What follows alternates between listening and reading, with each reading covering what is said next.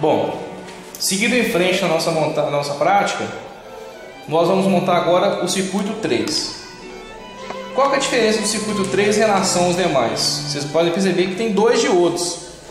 Como que eu liguei? Bom, como já ficou claro que se eu ligar o cátodo no positivo, o diodo não vai conduzir, então eu vou colocar então os dois diodos no mesmo sentido. Se você colocar um diodo no sentido e o outro reverso, é como se ligasse duas chaves em série, quer dizer, isso aqui só vai circular a corrente se as duas chaves estiverem fechadas, ou seja, os dois diodos aqui conduzindo.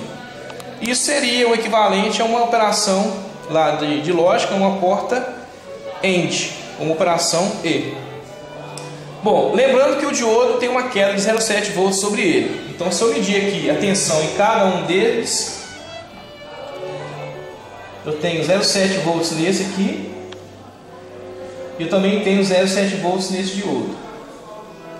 Isso quer dizer que entre os dois diodos, ou seja, o anodo de um até o cátodo do outro, eu estou somando 0,7 com 0,7, eu tenho 1,4 volts. Então eu tenho 12 volts menos 1,4 é o restante que sobra sobre a resistência. Então, se você pegar a corrente de circuito, basta pegar 12 volts menos as quedas nos dois diodos, que são dois diodos conduzindo, 12 volts menos 0,7 menos 0,7 do outro diodo sobre 680. A corrente no circuito anterior, no circuito 2, se você tiver lembrado, ela valeu 16,6 miliamperes. Nesse nosso aqui agora, como eu tenho uma queda a mais 0,7, a corrente é um pouquinho menor. Vamos medir. Mudar para medir corrente. Vou aqui na escala então de corrente. Vale lembrar que muitas vezes, professor, mas a minha corrente é miliampere. Eu posso mudar para a escala aqui de miliamperes e colocar aqui para miliamperes. Aqui dentro, por questão de segurança, tem, de proteção do equipamento, tem um amperímetro, um fusível. Esse fusível, na maioria das vezes, a gente não calcula corrente, mede corrente muito alta, a mais do que ele suporta, que é em torno de 200 miliamperes, queima esse fusível. Então a gente vai acostumar a medir corrente ou de forma indireta, ou no caso eu vou usar aqui essa escala que permite até 10 amperes de medição. Lógico que não vai ser uma leitura mais precisa, mas vai nos atender para o que a gente quer, o nosso objetivo. Eu preciso ligar esse amperímetro em série. Eu vou, portanto, abrir aqui esse terminal da fonte e vou fazer uma ponte através do amperímetro. Eu fechei então esse terminal com a fonte, portanto está uma corrente em torno de 15 mA. Se nós fizermos essa conta aqui, ó, essa corrente já vai dar aproximadamente 15,5 mA. O instrumento ele não está naquela faixa que é mais sensível, ele não mostrou mais casos decimais, portanto a gente pode confiar nessa medida e dizer que ela se aproxima ao valor esperado da corrente para esse circuito. Bom, vamos agora fazer uma outra modificação nesse circuito. Eu, ao invés de ligar dois diodos em série, vamos ligar agora os dois em paralelo. Imagine que você está numa rua e que você tenha dois caminhos possíveis. A corrente, na verdade, ela vai enxergar dois dispositivos com características idênticas, isso quer dizer resistência interna idêntica. Isso faz com que a corrente então se divida para cada um deles e depois junte novamente, formando a corrente total do circuito. Em termos de operação desse circuito 4 e o circuito 1, você pensaria assim: eu colocar dois diodos em paralelo, a queda nele será 0,7, correto? Sim. Então qual que é o benefício de ligar dois diodos em paralelo, sendo que eu vou estar gastando mais componentes? A resposta é simples. Às vezes você precisa passar uma corrente, digamos lá, de 20 mA, e vamos supor que você tem um diodo que só suporte 10 mA. Você tem disponível em estoque, eu vou usar então dois em paralelo, eu passo 10 e 10 em cada um.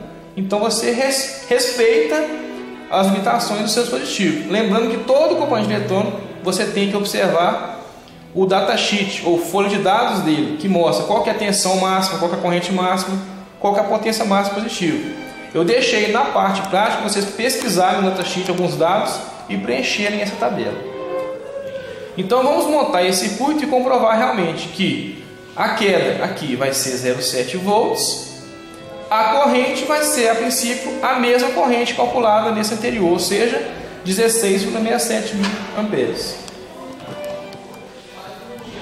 Eu vou então desligar a fonte, lembrando sempre de fazer qualquer ligação, qualquer mudança do circuito com a fonte desenergizada ou desligada do circuito.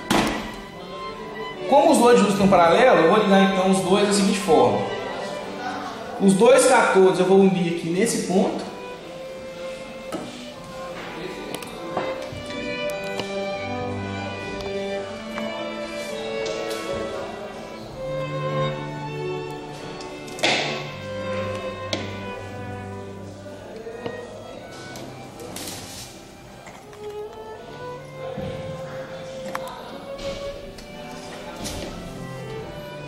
Vocês talvez vão ter essa mesma dificuldade de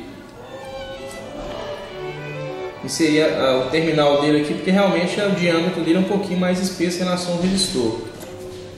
Então eu liguei, portanto, os dois anodos comuns e os dois cátodes comuns. O resistor, então, eu vou ligar na saída dos dois terminais. Eu vou deixar para medir corrente, continuar medindo corrente. Vamos ligar a nossa fonte.